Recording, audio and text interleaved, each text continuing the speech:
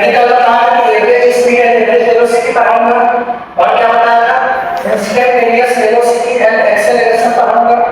उसके बाद बोला था कि equation of motion for uniform acceleration और फिर बताया था one dimensional motion under gravity पढ़ेंगे, है ना।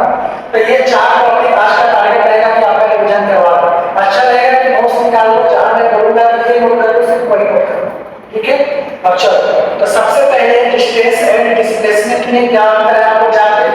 फिर भी मैं बोल दे रहा हूँ, डिस्टेंस क्या होता है, स्केलर क्वांटिटी होता है, और डिस्प्लेसमेंट क्या होता है, वेक्टर क्वांटिटी होता है। डिस्टेंस आपका हमेशा क्या होता है, पॉजिटिव होता है, और डिस्प्लेसमेंट आपका पॉजिटिव, नेगेटिव और जीरो हो सकता है, ठीक है। ये था आपका डिस्टेंस और डिस्प्लेसमेंट में अंतर। अब देखो नीट एग्जाम में तो आपसे इसका डिफरेंस नहीं पूछेगा, क्या पूछेगा, क्वेश्चन देंगे उसका सॉल्यूशन मांगेगा। तो देखो पहला क्वेश्चन है, a particle move along the circumference of circle from P to Q। देखो P से Q तक जा रहा है कोई ऑब्जेक्ट, है ना। तो आपसे बोला है find the displacement and distance move by particle, यानी ये जो पार्टिकल P पॉइंट पे है Q पॉइंट पे आ रहा है, तो इसका डिस्टेंस और डिस्प्लेसमेंट क्या होगा, है ना। तो देखो ये चार ऑप्शन दिया हुआ है, और मान लो कि ऐसे ट्रिक में क्वेश्चन आ गया, इसको करने का मैं एक ट्रिक बता दे रहा हूं।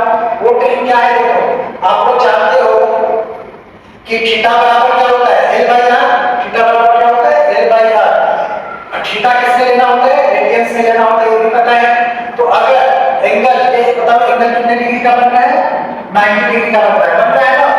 तो अगर ये 90 डिग्री है तो रेडियन में इसको मैं क्या लिखूंगा, पाई बाई 2।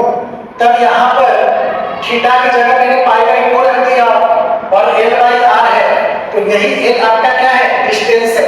तो अगर मैं डिस्टेंस निकालूं, L बराबर क्या हो जाएगा, पाई बाई 2 इनटू आर, यानी पाई बाई 2 के आर से मल्टीप्लाई कर देंगे तो हमारा डिस्टेंस कितना आ गया, L बराबर पाई आर बाई 2। डिस्टेंस समझ में आ गया।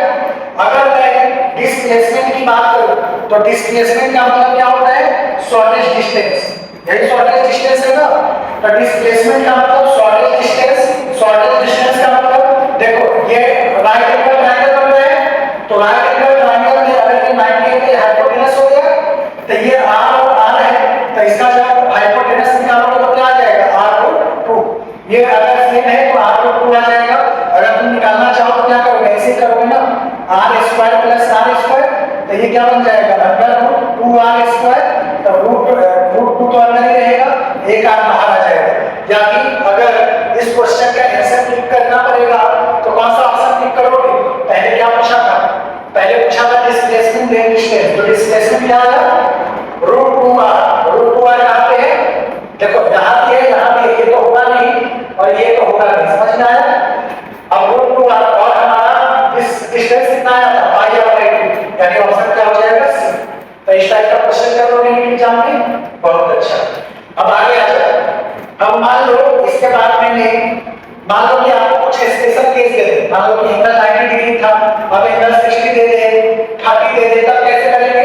तो याद रखना थीटा चाहे कुछ भी हो, थीटा चाहे कुछ भी हो, तो थीटा बराबर L बाई आर आप जानते हैं। L की वैल्यू यहां से क्या निकलेगा, r थीटा। L की वैल्यू क्या निकलेगा, r इनटू थीटा।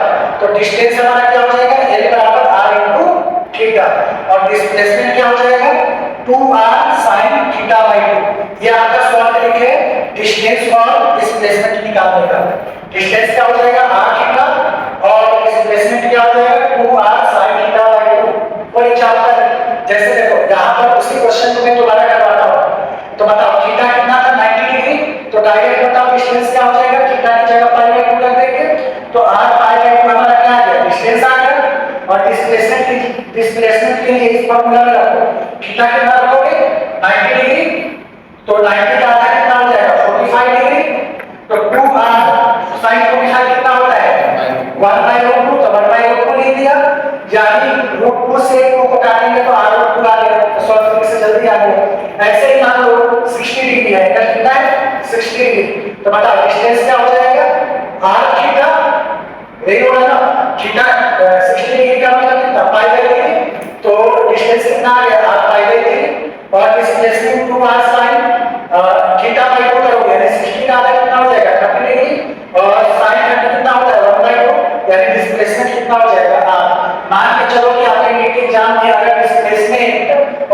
सेंटेंस से रिलेटेड क्वेश्चन पूछेगा तो यहाँ से जरूर उठाएगा। तो इस टाइप का क्वेश्चन आपको करने आना चाहिए। तो जैसे इस